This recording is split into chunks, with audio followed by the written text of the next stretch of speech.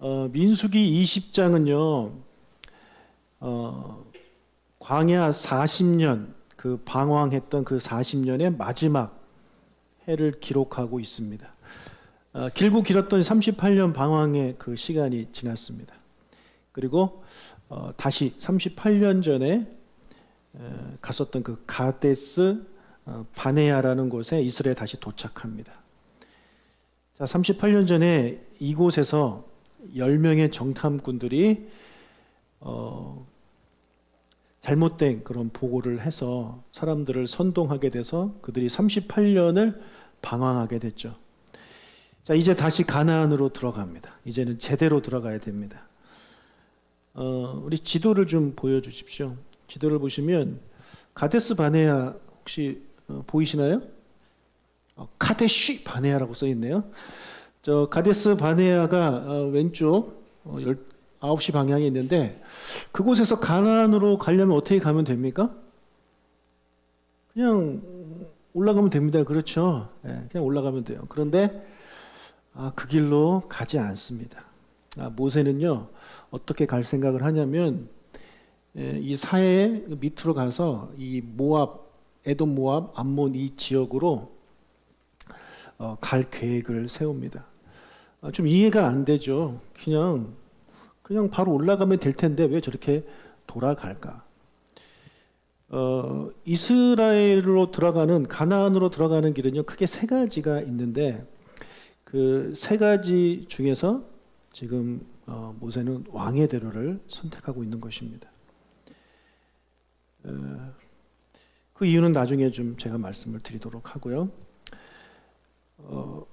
그래서 이 왕의 대로를 이제 통과하려고 하다 보니까 그 왕의 대로가 지나가는 나라 중에 하나가 에돔이라는 나라예요. 그 에돔 왕한테 부탁을 합니다. 그 땅을 통과할 수 있도록. 14절을 읽겠습니다. 모세가 가데스에서 에돔 왕에게 사신을 보내며 이르되 당신의 형제 이스라엘의 말에 우리가 당한 모든 고난을 당신도 아시거니와. 자, 모세가 에돔 왕에게 이스라엘을 뭐라고 표현하고 있습니까? 당신의 형제다라고 이야기를 하고 있습니다. 왜 형제인지는 아시죠? 에돔의 조상이 누굽니까? 에서입니다. 이스라엘의 조상은 야곱이죠. 그래서 에서와 야곱은 쌍둥이 형제입니다. 이삭과 리브가의 쌍둥이 아들들인데, 거기서 첫 아들 에서의 후손이 에돔이에요. 그리고 이 야곱은 나중에 이름이 이스라엘로 바뀌잖아요. 그래서 야곱의 후손이 이스라엘이란 말이에요. 그러니까 두 나라가 형제가 맞아요. 형제가 맞긴 맞는데 사이가 그렇게 좋지 않은 그런 형제입니다. 동생 때문에 에서가 화가 많이 났죠. 그건 우리 창세기 때 말씀 다 드렸으니까 생략하기로 하고, 그래서 결국에 그 두 조상들이 사이가 좋지 않았기 때문에 그의 후손들도 그렇게 사이가 좋지 않았던 것입니다. 그런데 지금 모세는요, 그 에돔 땅을 통과해야 되기 때문에 최대한 예의를 갖춰서, 그리고 우리는 형제 사이다라는 것을 강조를 하고 있는 것입니다. 자, 그러면서 뭐라고 말하냐면 이스라엘이 겪었던 고난에 대해서 설명을 합니다. 15절과 16절을 읽겠습니다. 우리 조상들이 애굽으로 내려갔으므로 우리가 애굽에 오래 거주하였더니 애굽인이 우리 조상들과 우리를 학대하였으므로 우리가 여호와께 부르짖었더니 우리 소리를 들으시고 천사를 보내사 우리를 애굽에서 인도하여 내셨나이다. 이제 우리가 당신의 변방 모퉁이 한 성읍 가데스에 있사오니. 자, 우리의 조상들이 애굽으로 가서 오랫동안 거주했죠. 400년을 거주했는데 그러다 보니까 애굽인들이 우리 조상들과 우리를 학대했다. 우리 참 힘들었습니다. 그래서 하나님께 부르짖었더니 하나님이 천사를 보내셨대요. 하나님이 천사를 보내셔서 이스라엘을 애굽에서 인도하여 내셨다라고 지금 모세가 말을 하고 있습니다. 여기서 우리가 주목해야 될 단어가 하나 있습니다. 바로 천사입니다. 한 천사. 한 천사. 이 천사가 누구냐 이거죠. 이 천사는 누구이고 이 천사가 누구이길래 이스라엘을 애굽에서 인도했다라고 말을 하는가? 여러분, 우리가 생각하기에 이스라엘을 애굽에서 인도한 사람은 천사입니까? 모세입니까? 모세가 했죠. 그렇죠? 근데 모세는요, 자기가 아니래요. 한 천사래요. 여러분, 그러면 천사가 누굴까요? 천사라고 번역된 히브리어가 있을 텐데 그 히브리어는요, 천사라고도 번역되지만 또 하나 사자라고도 번역이 돼요. 그래서 성경 곳곳에 여호와의 사자, 하나님의 사자가 나오죠. 바로 그 사자가 바로 천사입니다. 그렇다면 이스라엘을 인도한 여호와의 사자는 누구일까요? 출애굽기 3장 1절과 2절을 읽겠습니다. 모세가 그의 장인 미디안 제사장 이드로의 양떼를 치더니 그 떼를 광야 서쪽으로 인도하여 하나님의 산 호렙에 이르매 여호와의 사자가 떨기나무 가운데로부터 나오는 불꽃 안에서 그에게 나타나시니라. 그가 보니 떨기나무에 불이 붙었으나 그 떨기나무가 사라지지 아니하는지라. 자, 여호와의 사자가 등장하죠. 바로 이 여호와의 사자가 아까 모세가 말한 그 천사입니다. 그런데 이 여호와의 사자는요, 우리가 단순히 생각하는 그런 천사가 아닙니다. 바로 하나님이십니다. 3절을 읽어보겠습니다.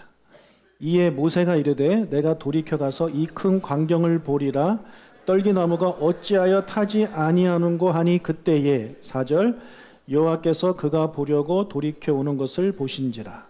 하나님이 떨기나무 가운데서 그를 불러 이르시되 모세야 모세야 하시매 그가 이르되 내가 여기 있나이다. 자, 아까 2절에서 여호와의 사자가 떨기나무 가운데로부터 나오는 불꽃 안에서 나타났다라고 말을 하고 있는데 4절에서는 그 여호와께서 떨기나무 그 안에서 모세를 부르셨다라고 하고 있습니다.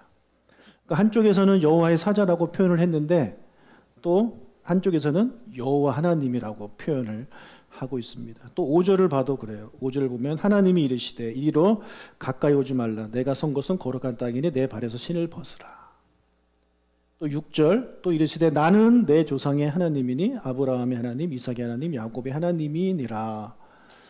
자, 분명히 천사 여호와의 사자였는데 갑자기 여호와라고 하나님이라고 모세는 기록을 하고 있습니다.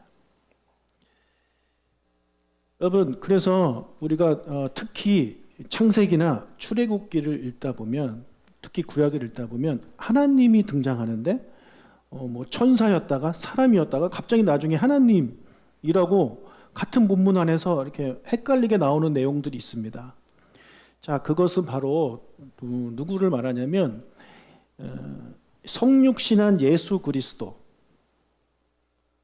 마리아를 통해서 예수님이 잉태돼서 출산하시지만 그럼 예수님이 마리아가 잉태되기 전에는 존재하지 않았나요? 그 전에도 계셨죠.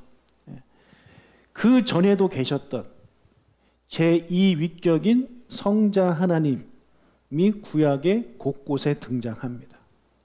그래서 여기서 나오는 여호와의 천사라고 불리면서 동시에 하나님이라고 불리는 이분은 바로 성자 하나님이십니다.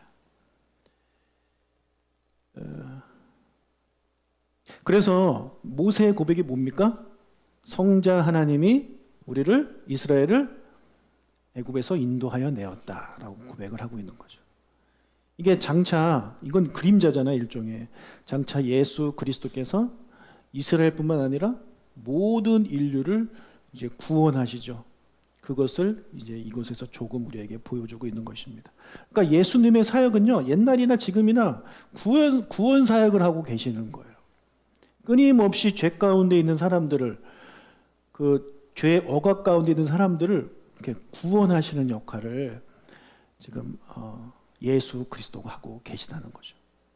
예수님이 주도적으로 하시지만 그 일에 모세가 쓰임을 받은 것이고, 또 저와 여러분이 지금 모세의 역할을 작게나마 미약하게나마 감당하고 있는 것이고, 또 그 일을 우리가 감당해야 되는 것입니다. 아멘. 그러니까 예수 그리스도가 우리의 구원자가 되시지만 우리가 모세의 역할을 해야 된다는 거예요. 예. 그러나 내가 구원한 게 아니라 모세의 고백처럼 예수님이 우리를 구원하신 것입니다. 라는 고백이 우리 안에 있어야 된다라는 거죠. 자, 모세는요 이렇게 자신들의 형편을 말하고 에돔 땅을 지나가게 해달라고 부탁을 합니다. 17절 청하건대 우리에게 당신의 땅을 지나가게 하소서. 우리가 밭으로나 포도원으로 지나가지 아니하고 우물물도 마시지 아니하고 왕의 큰 길로만 지나가고 당신의 지경에서 나가기까지 왼쪽으로나 오른쪽으로나 치우치지 아니하리라 한다고 하라 하였더니 이스라엘이 에돔 땅을 지나가려고 한 이유가 바로 이 왕의 길 때문인데, 여러분 팔레스틴 그러니까 지금 그 가나안 땅을 지나가는 데는 크게 세 가지 국제 도로가 있어요. 지도를 한번 보여주십시오. 지도에는 뭐 네 가지라고 나오는데 세 가지만 알고 계시면 됩니다. 지난번에 한번 말씀드린 것인데 제일 왼쪽에 있는 것이 해변길입니다. 해변길, 아주 가기 좋은 길. 그 다음에 가운데 있는 길이 족장의 길입니다. 족장, 아브라함, 이삭, 야곱이 다녔던 길이고 저기는 산길입니다. 그래서 큰 무리가 다니기가 어려운 곳입니다. 그리고 이 왼쪽 페트라부터 암만, 다메섹 저 길로 가는 것이 바로 왕의 대로, 지금 우리 성경에는 왕의 큰 길이라고 나오는 그 길입니다. 그래서 모세가 저 세 가지 길 중에서 이 해변길을 선택하지 않은 이유는 처음 출애굽할 때 그 내용이 나와요. 해변길로 가면 블레셋 땅을 지나가기 때문에 그곳에서 이제 전쟁이 일어나서 사람들의 마음이, 이스라엘 마음들이 불안해서 다시 돌아갈까 하니까 하나님이 그 길로 인도하지 않으신 거거든요. 그래서 모세는 가데스 바네아에서도 이 해변길을 선택하지 않아요. 그리고 이제 갈 수 있는 길이 족장의 길인데 이 족장의 길은 산길이에요. 200만 명 되는 사람들을 데리고 가기가 쉽지 않고 또 산길이기 때문에 좀 위험한 그런 길입니다. 그래서 모세가 선택한 길은요 왕의 대로예요. 큰 길. 길이 커야 200만 명이 움직이기가 괜찮지 않습니까? 그래서 조금 돌아가지만 모세는 저 길을 선택합니다.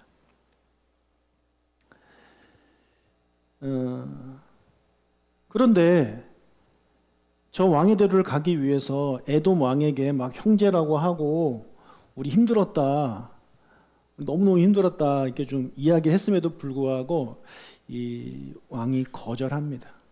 아마 그의 조상 때부터 시작된 그런 안 좋은 감정 때문에 거절한 걸 수도 있겠지만, 여러분 생각해 보세요. 저 왕의 대로가요 에돔이라는 나라 정 가운데를 지나가는 거예요. 그러니까 우리나라로 치면 그 경복궁 앞에 있는 그 큰 길 있죠? 그 큰 길로 지나가는 거예요. 그러면 다른 나라 사람들 군사력으로 20세 이상 되는 남자가 60만 명이 되는 그 큰 무리가 우리나라 수도 정 가운데를 이렇게 지나가는 거를 허락하기가 쉽지 않잖아요. 갑자기 무슨 마음을 먹을지 어떻게 압니까? 그러니까 이 에돔 왕의 입장이 우리가 이제 이해가 되는 거죠. 그런데 이스라엘은 다시 한번 요청합니다. 당신들이 꼭 허락을 해줬으면 좋겠습니다. 우리 절대 아무것도 건들지 않겠습니다. 약속을 하지만 에돔 왕은요 다시 거절하고 이번에는 군대를 거느리고 나와서 길을 막아버립니다.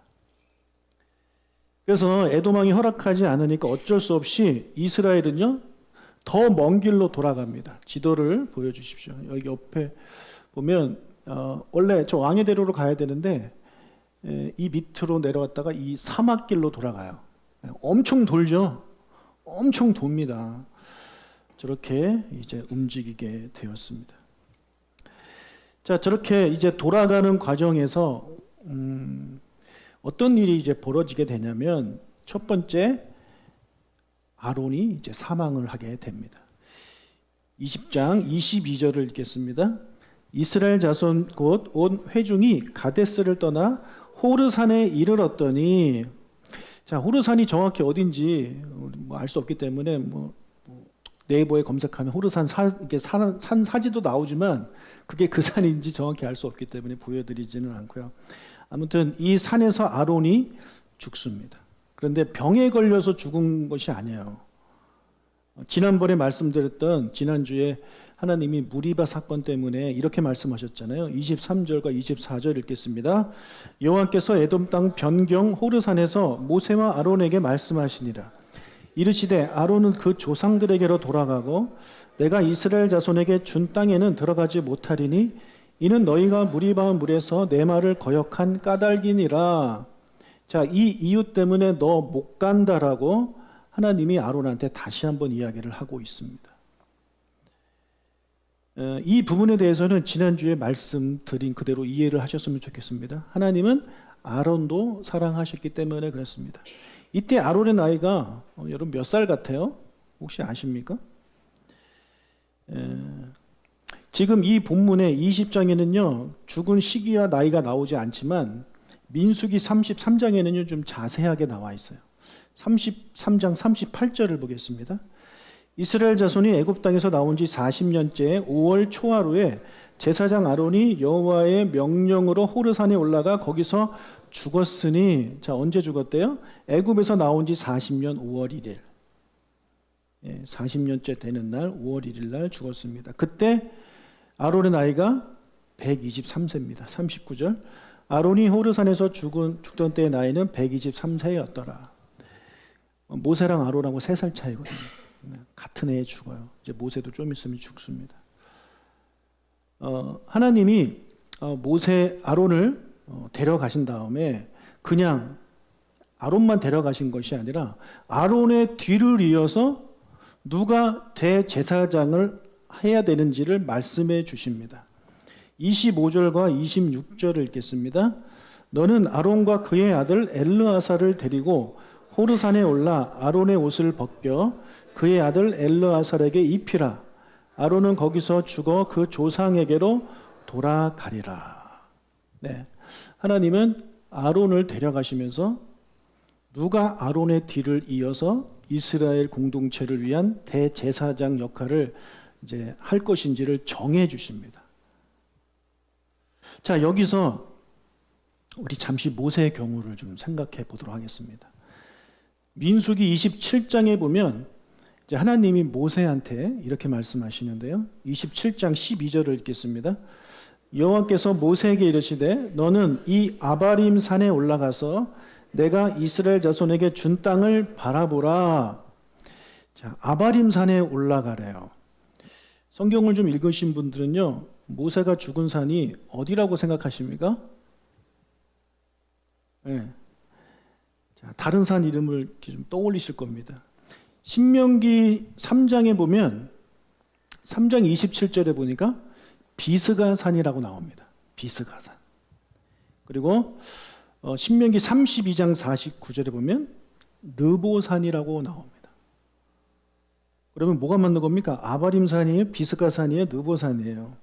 자, 이거부터 잠시 설명을 드리면, 자, 아바림 산은요, 이건 일종의 산맥이에요. 산맥. 산맥에는 산들이 쭉 있죠. 네. 그 산맥 중에 하나가 비스가 산이에요. 그리고 이 하나의 산에도 여러분 봉우리가 여러 개 있죠. 그래서 이 느보가 봉우리입니다.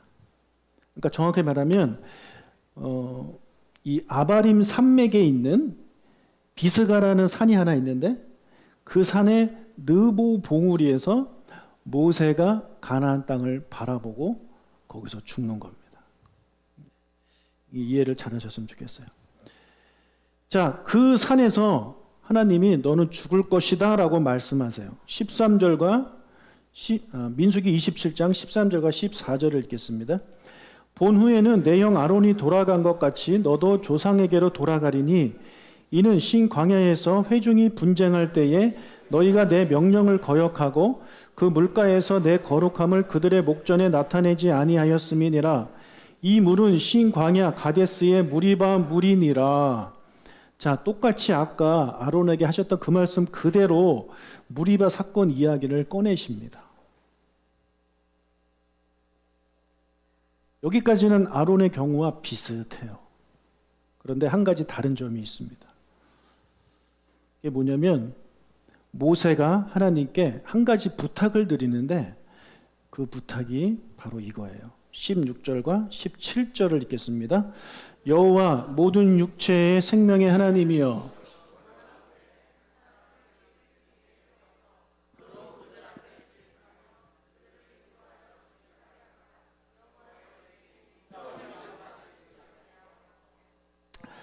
자, 모세가 지금 무슨 부탁하고 있습니까? 저 가나안 땅에 들어가게 해주세요. 그 기도를 하고 있나요? 무슨 기도하고 있습니까? 한 사람을 세워주십시오. 한 사람을 세워주셔서 그가 이 회중을 인도하게 해주십시오. 그러니까 자기의 역할을 누군가가 할 수 있도록 지금 모세는 하나님께 부탁을 하고 있는 거예요. 대제사장직은 누가 하는 겁니까? 누가 이어받는 거예요? 아들이 이어받으면 돼요. 큰아들이 이어받는 거예요. 하나님이 다 정해놨어요. 그런데 이 모세의 역할은 모세의 아들이 하는 게 아니에요. 하나님이 세우신 어떤 한 사람이 해야 되는 거예요. 근데 우리 생각에는 하나님이 여호수아를 먼저 이렇게 말씀하셔가지고 준비 다 시킨 것처럼 우리는 생각할 수 있지만 아니요. 이때까지 하나님은 말씀하지 않았어요. 그리고 모세가 그런 생각했을 수도 있어요. 아, 내가 죽으면 여호수아가 하면 좋겠다. 얼마든지 그런 생각할 수 있잖아요. 그렇죠? 왜냐하면 여호수아는 그동안 40년 동안 모세 옆에서 모세를 도왔던 사람이란 말이에요. 그리고 얘도 참 괜찮은 애고 믿음도 좋고 그리고 가나안 땅에 들어갈 수 있는 그 2명 중에 1명이잖아요. 그래서 모세 생각에 여호수아가 하면 좋겠다는 생각을 속으로 했을지는 모르겠습니다. 하지만 그 생각을 모세는 이야기하지 않아요. 하나님께 온전히 맡기는 거예요. 하나님이 한 명 정해 주십시오. 하나님이 한 명 정해 주십시오.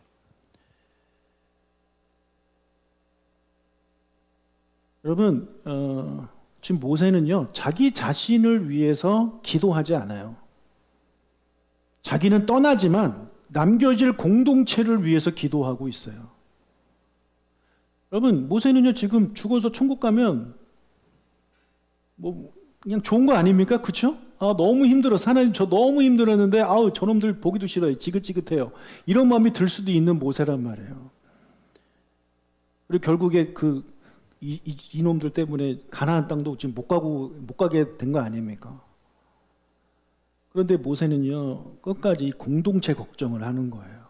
내가 죽으면 인도자가 없으면 이 공동체들이 목자 없는 양과 같이 될 텐데 그게 걱정이 되는 거죠. 그래서 이 공동체를 위한 기도를 하고 있는 것입니다. 자, 우리가 예수님께 배운 기도가 무슨 기도입니까? 공동체를 위한 기도입니다. 주기도문도 그렇고 예수님이 가르쳐 주신 기도에 대한 말씀 하나같이 다 공동체를 위한 기도라는 것을 우리가 잊으면 안 되는데 모세도 그렇게 하고 있었다라는 거죠. 우리가 지금까지 출애굽기부터 해가지고 이제 민수기 거의 다 끝나가는데 모세의 기도 하나같이 어떤 기도입니까? 공동체를 위한 기도예요. 이스라엘이 뭐 달라 그러면 하나님께 기도해서 그거 줬죠. 이스라엘이 막 들고 일어나면 또 하나님께 가서 막 그 대신 회개하고 살려달라고 하고 용서해달라고 기도하는 그게 다 모세의 기도였단 말이야. 끝까지 모세는 공동체를 위한 기도를 하고 있는 것입니다. 여러분, 이것이 바로 우리가 본받아야 되는 기도고 우리가 해야 되는 기도일 줄로 믿습니다. 공동체를 위한 기도를 해야 되는 거예요. 평범한 사람은요, 자기 자신을 위해서 기도할 수 있어요. 기도가 뭔지 배우지 못한 사람, 기도가 뭔지 모르는 사람들은 자기를 위해서 기도할 수 있어요. 그러나 기도를 배운, 우리 예수님께 기도를 배운 우리들이라면 모세가 하는 기도를 우리도 따라가야 되는 것입니다. 그리고 이 공동체의 진정한 리더라면 자기 자신을 위한 기도를 하기 전에 먼저 공동체를 위한 기도가 반드시 먼저 나와야 하는 것이죠. 이게 진짜 리더입니다. 특히 여러분, 참된 리더는요, 자기가 있을 때의 공동체를 위한 그 공동체만 위해서 기도하는 것이 아니라 자기가 떠난 후에 공동체를 위해서도 기도하는 거예요. 자기가 떠난 후에. 여기 다 대부분 부모님이시잖아요.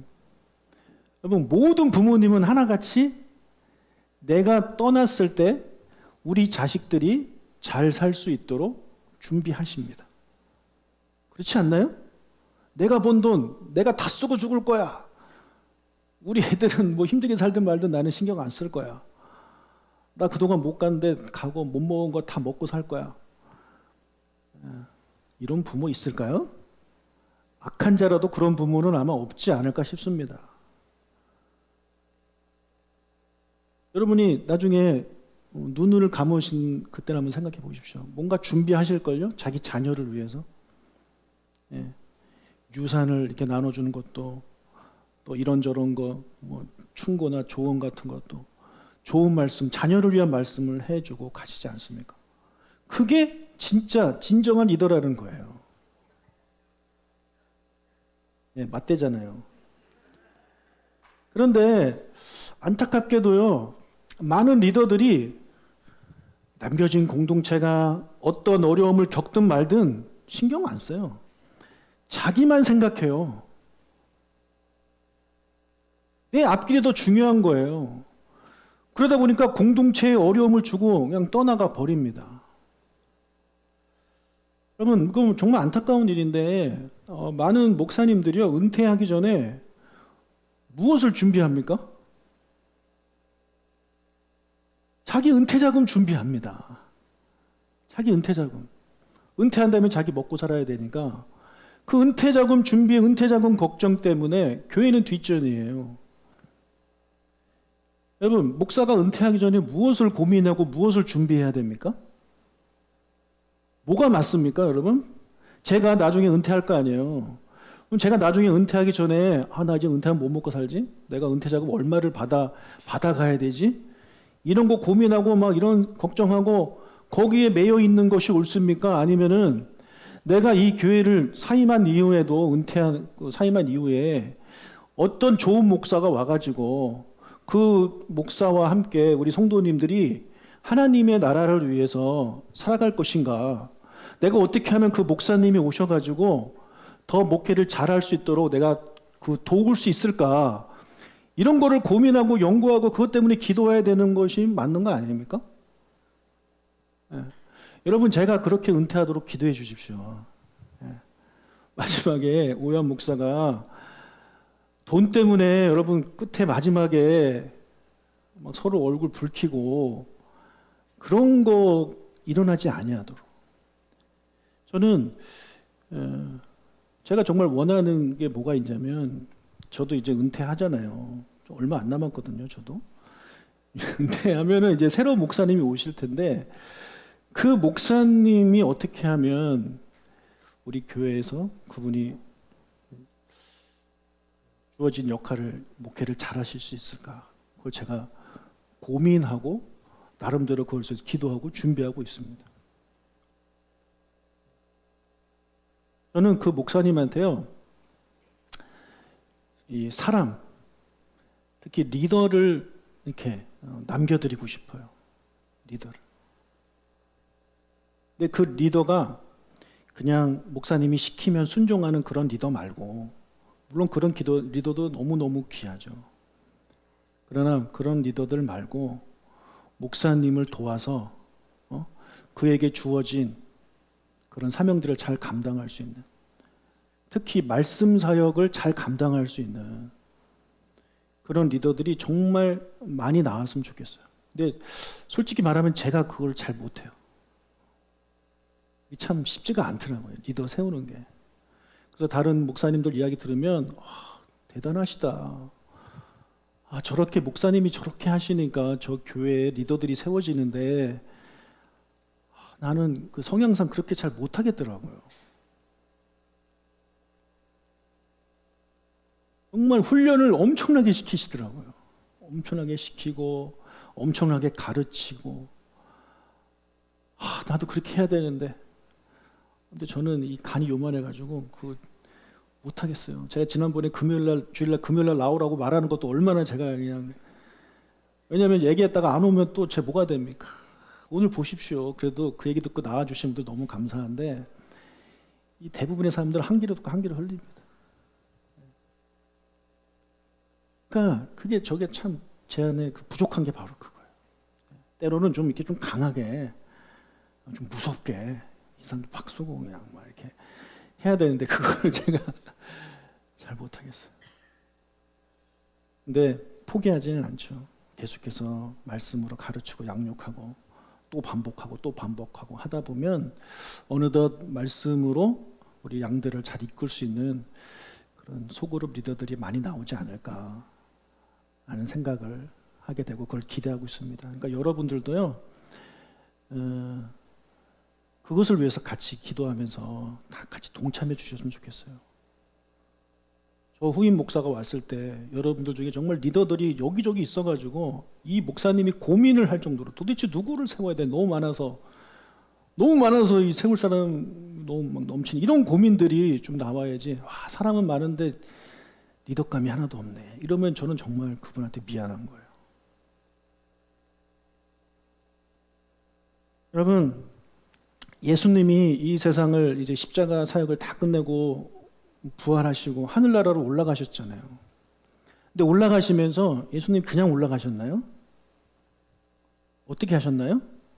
남겨진 제자들을 위해서 성령님을 보내주시잖아요. 이게 진짜 리더의 모습이에요.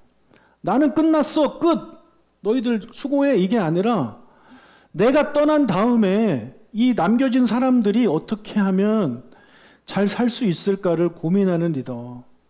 그래서 예수님은 성령 하나님을 보내주시는 거죠. 우리가 그걸 배워야 되는 것입니다. 여러분, 우리가 사역을 하다가 뭐 힘들고 뭐 이런저런 이유로 그만둘 수 있습니다. 얼마든지 그만둘 수 있죠. 계속하면 좋겠지만. 그러나 그만두는 것보다 여러분 더 중요한 게 뭐가 있냐면 내가 그만뒀을 때 내가 맡았던 일들을 누가 할 것인가. 저는 이런 것들도 여러분이 좀 고민하면서 미리미리 그런 것들을 잘 준비하셨으면 좋겠어요. 그냥 저한테 다 맡겨버리면 끝나는 것이 아니라 이런 예수님의 그런 마음, 그리고 모세의 이런 마음, 부모님의 그 마음들이 여러분 우리 교회 안에도 좀 있었으면 좋겠어요. 그냥 무책임하게 나 그냥 그만둡니다.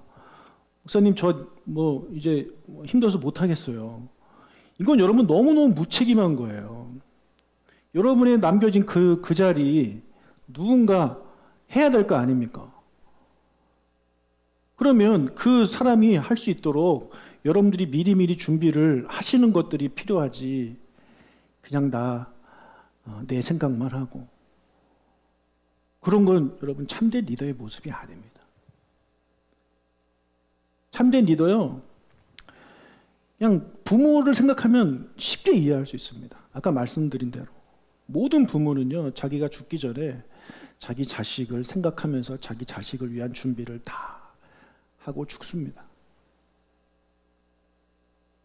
그게 부모잖아요.